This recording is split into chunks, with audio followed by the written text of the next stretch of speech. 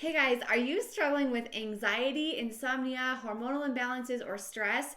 If you are, this is the video for you. You may be struggling with what's called the fight or flight response, and in this video, I'm going to tell you exactly what it is and how to get yourself out of it to alleviate those symptoms. If you have not subscribed yet to this podcast, go ahead and click the subscribe button to be notified anytime I post new content relating to women's health, hormones, holistic health, all the good stuff we talk about on this channel. So you guys, I've struggled with anxiety in the past as well, so I totally get this. My nervous system was constantly wound up, and I've learned new ways to kind of calm myself down and alleviate some of that anxiety. But I also see this with my patients. This is probably one of the most common conversations I have, and so I wanted to do it today with you guys too, so that you could get some information on how to get yourself out of fight or flight, calm down your body, and like I said, alleviate these types of symptoms. Okay, so first I want to talk about what the fight or flight is. So the fight or flight system is just a primitive stress response for us. In the olden days, it would come on if we were being chased by a bear or a lion,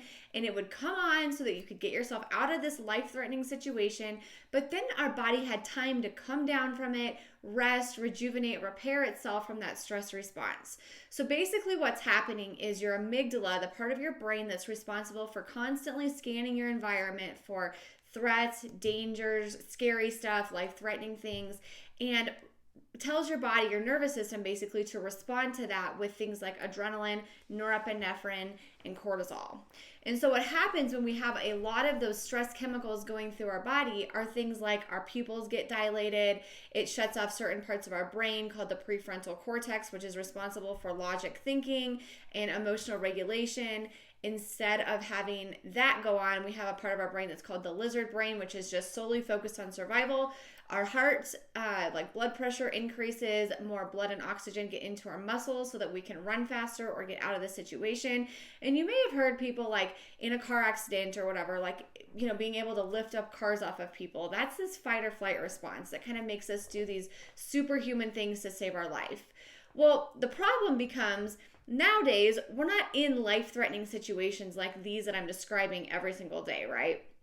We're mostly like getting up, being with the kiddos, doing our jobs, rushing around, being on screens, doing our work, all of those types of things. However, this goofy little part of our brain that's called the amygdala, it's actually there for a really good reason, and it's there to save your life. But over time, it can become hyperstimulated and can be turned on more often, detecting normal things that we do as actually life-threatening. So today I want to talk about what some of those things are and also, like I said, what to do about it. Okay, so like I said, the fight or flight response is a stress response, and there's different areas of our life that can cause this. So there's physical, mental, and emotional areas. So physical stressors would be things like running, exercising, not eating or going prolonged time periods without eating. I did a video all about intermittent fasting that I'll share in the description below. So if you don't eat for several hours, your body's really hungry, your blood sugar's super low, it's going to kick you into that stress response to make sure that you're okay. If you are not sleeping well, you're probably noticing that your adrenaline is a little bit higher the next day to kind of keep you going. Looking at screens too long, those types of things can be physical stressors for us. Now, the emotional and mental stressors are a bigger conversation, in my opinion, and the thing that really pushes people to be in this fight or flight response way too often. So, in my opinion, one of the biggest areas that we get into this fight or flight response from is our own brain. It's our own thoughts. It's our own catastrophic thinking.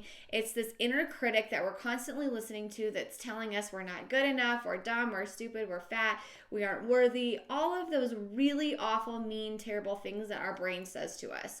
And so when your brain is constantly going down these rabbit holes of this catastrophic thinking, worst case scenario thinking, which I am totally guilty of and I get it, although I will give you the tips and tools that I've used to kind of bring myself back to reality a little bit more. But the problem is when your brain detects these things or you start going down these rabbit holes of thinking about worst case scenarios, how bad you are, all of these things, your brain actually can't tell the difference between it being a reality and you just thinking about it. And so you're actually doing yourself a huge disservice by making yourself go through these situations that haven't actually happened yet when you're sitting in a nice, safe, peaceful room. Even if it's not super peaceful, you're not being chased by a lion or a bear. You're probably safe.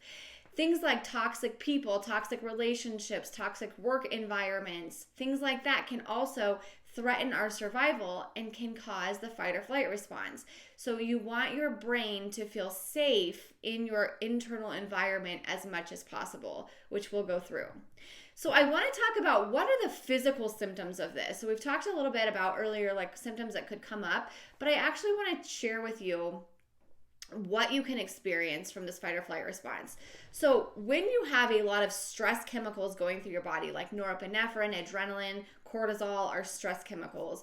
Different things compensate for that. So your body's in this state of stress, and so your body has to compensate by saying, okay, we're in a stress state, we got to do this first, and then we can worry about the rest of it later. And so things like minerals are depleted, your digestive system isn't as good, so things like stomach acid production, your microbiome or your gut bacteria, your motility or bowel movements can slow down or speed up depending on kind of what's going on.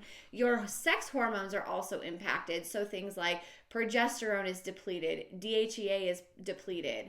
Your neurotransmitters can also be depleted, so things like serotonin and dopamine. It's not uncommon when we are under prolonged stress to see things on a Dutch test like your serotonin levels and dopamine levels are on the lower end of things. Inflammation also increases. So we know that when cortisol is increased and stress is increased, that's also going to increase some inflammatory markers in your body, which can cause lots of pain, brain fog, fatigue, those types of symptoms as well. So you can tell this is a pretty widespread thing. Almost every single cell in our body has a cortisol receptor on them, and so it doesn't just impact one area of our body, it really impacts the entire system from head to toe. So now we've talked about kind of what it is and how it comes through things like people pleasing, perfectionism, overwhelm, type A personality. Those are all really threatening into our brain's environment. And so we want to really start to take those things and start to address them better. So now let's talk about what we can do about it. The first thing that I want to talk about here is, are you sending yourself messages of safety or messages of danger? And I say this to all my patients and it doesn't resonate quite right away, but I want to talk to you guys about it.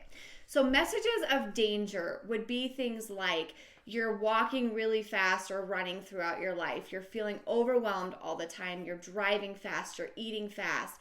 You're breathing really shallowly. So you're not breathing in your diaphragm or your stomach. You're breathing just these really shallow breaths. You're holding your breath.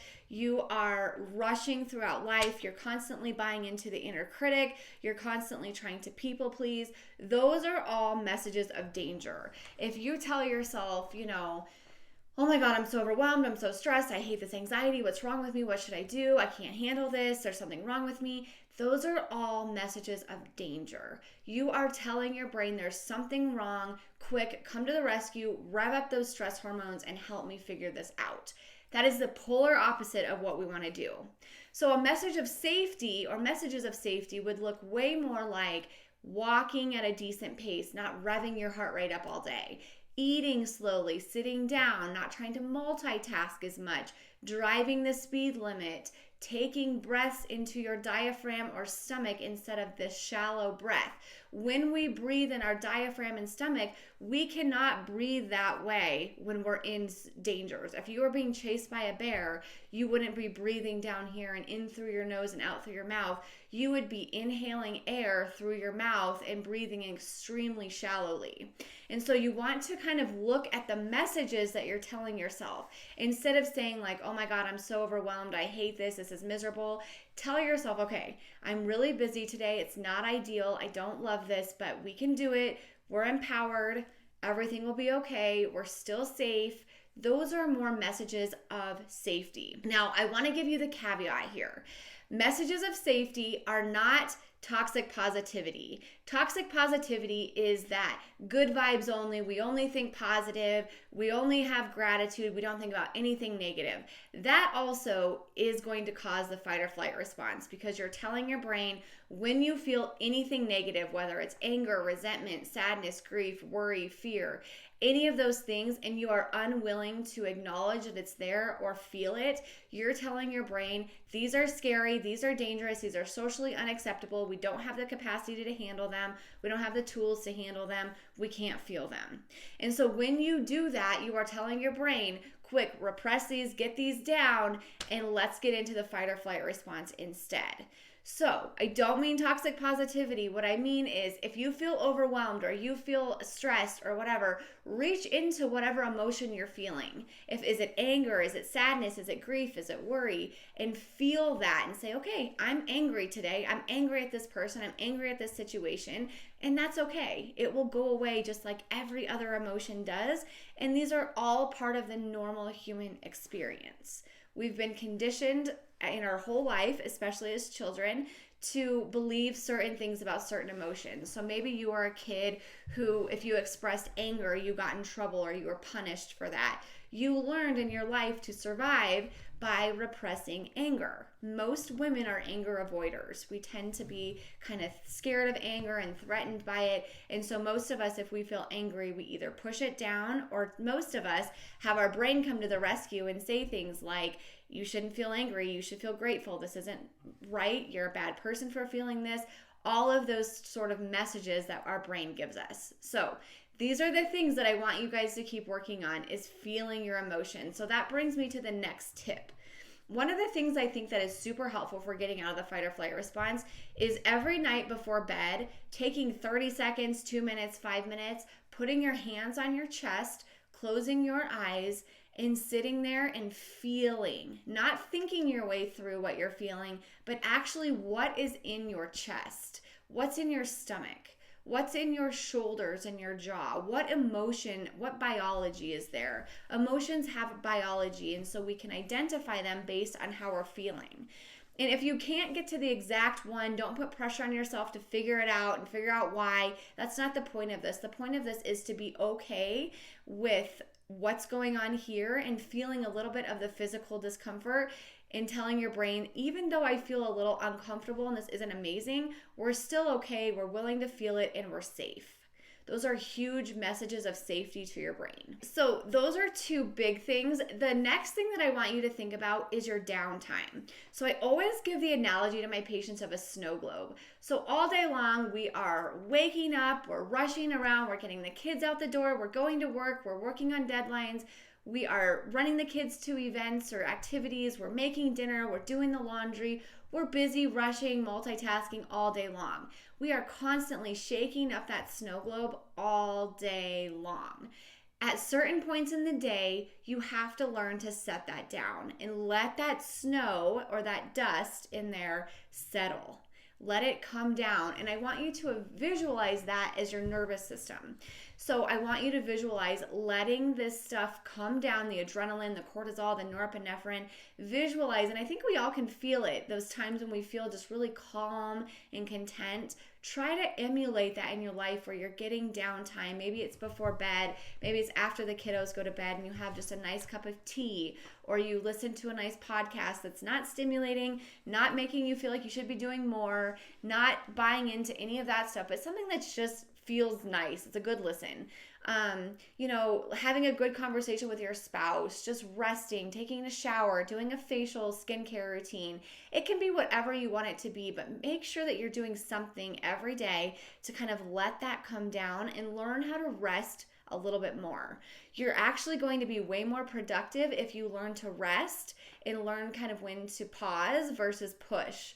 And I think a lot of us just push, which again further gets us into this fight or flight response, which contributes more to our symptoms. So we're doing all of this pushing while we're having insomnia, anxiety, overwhelm, fatigue, hormonal imbalances, all of that stuff, which is fairly miserable. And then just a couple physical things that I want you to focus on. So we kind of mentioned this a little bit earlier, but I want you to focus on eating at regular intervals. You don't want your body, or your brain rather, to wonder when its next meal is going to be. You want to keep your blood sugar fairly stable, which is eating every 3 or 4 hours, protein, fat, and fiber at each meal or sitting. I say that in almost every video, but it's going to keep your blood sugar stable. If your blood sugar is not riding a roller coaster like this, then cortisol is also not going to do this as well. So if we can use our nutrition to kind of keep things stable with protein, fat, and fiber, eating at regular intervals, that's going to be super, super helpful. Also, focus on sleep. And I know some of this fight or flight response is insomnia. That's part of the symptoms of it. So if you have insomnia, it's okay. Once we calm down the rest of this, it's going to get better. So I don't want you to worry about not being able to sleep and buying into, oh my God, I have to sleep to get rid of this. It's going to be okay. But prioritize sleep. If you're a person that's staying up, binge watching Netflix until midnight or 1 a.m., try to push that back and go to bed at a decent hour so that you can get yourself a good night's sleep. And then lastly, in terms of the physical stuff, work out appropriately. If you're somebody who's constantly in the fight or flight response, constantly overwhelmed, dealing with a lot of anxiety, dealing with this inner critic, perfectionism, all of that stuff, and you're doing HIIT workouts 60 minutes, 5 days a week, you probably are going to want to back off on that just a little bit. Incorporate things like walking, yoga, strength training, those more calming activities to your body instead of just revving it up all the time using HIIT workouts. So I want to know in the comments, guys, do you struggle with this? This is something that I talk to with almost every single one of my patients, and I would love to know if you have any things that you do, any rituals, calming routines that you do to really help yourself kind of calm down and get out of this fight or flight response. I hope this was helpful. If you guys have friends and family that you feel like can benefit from this information, please share this with them. Like I said, it's a super common topic that I talk about all the time, and so I'd love as many people to get their hands on this as we can.